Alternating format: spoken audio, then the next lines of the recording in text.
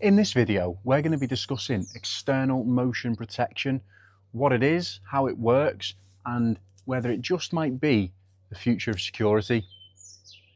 I think that rhymes. It does.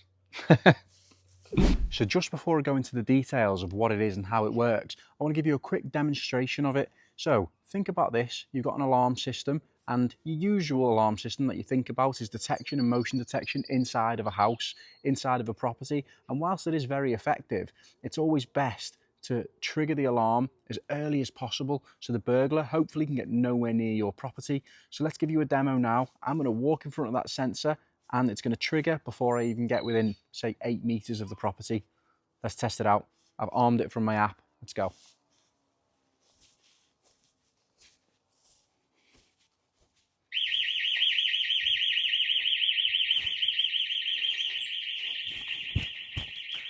So I'm going to disarm that.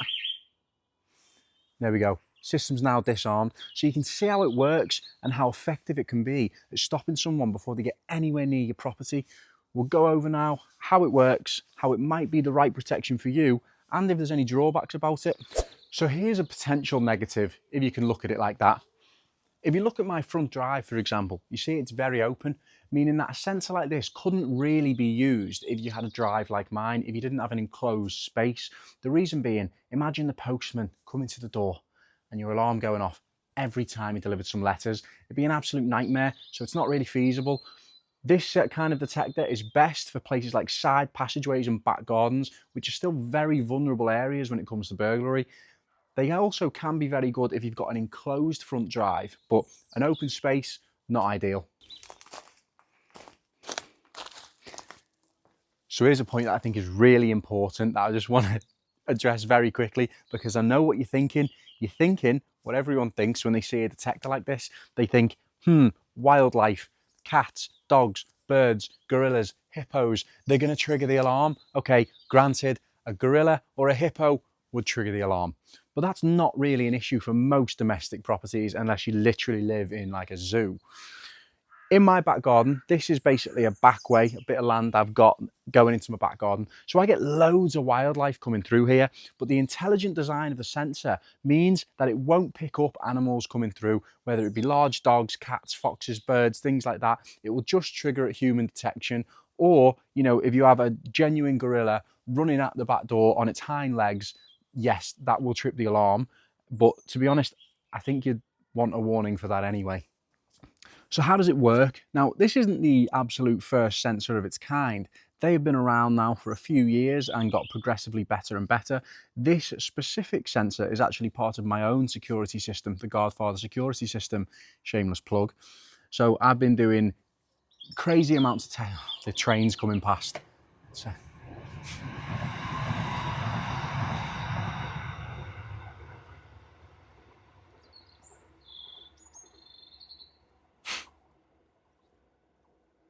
don't they know I'm trying to make a video?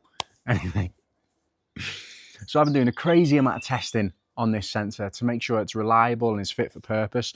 Now, the way this particular sensor works is with PIR, which is infrared, and microwave energy. It uses both forms of detection to make sure that it is absolutely solid when it comes to false alarms and not picking up things that it shouldn't. The lens has been intelligently designed to be able to tell on the size of an object, basically meaning that it knows it's not going to trigger if, say, it's a dog or a cat or things like that, which makes it pet friendly essentially. And that technology just makes it a really reliable piece of kit. In fact, the only times I actually ever have problems with sensors like these is really from installation error. You still have to be careful about what it's looking out into. If you've got large trees and things like that right in front of it, blowing, going mad, then you could potentially get false alarms from it. But if it's looking out into an open space, like it is in my back garden, for example, then it's absolutely solid. One thing to remember is you don't want the sun to necessarily be shining directly into the lens.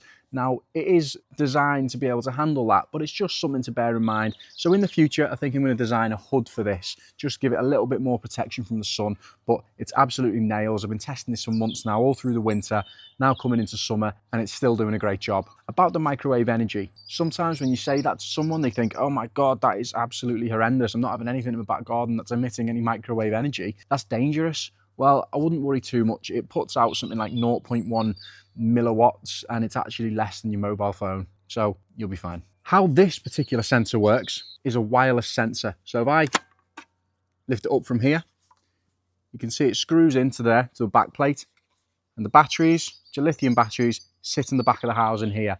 Now I have just got notifications of a tamper alarm coming through because it is tamper proof, meaning that if someone was to come up and try and take it and steal it or anything like that, you would get notifications and it would still trigger the alarm if it was set at the time. So I'm going to put this back on. Oh, there's the tamper spring just there. Put this back on here.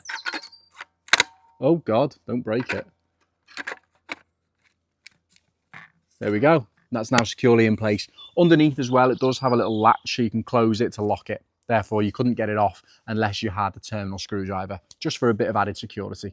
So I suppose the question we're left with is, what do you think about it? Is it something that you would like to have as part of a security system? What I can say is it makes it absolutely much more difficult for any intruders to get anywhere near your property. But is it something that you trust, or would you need more information on it and more reliable data essentially before you'd actually give it a chance? I'd be interested to know. Let me know in the comments. So, external protection, is it the future? I think so. Thanks for watching.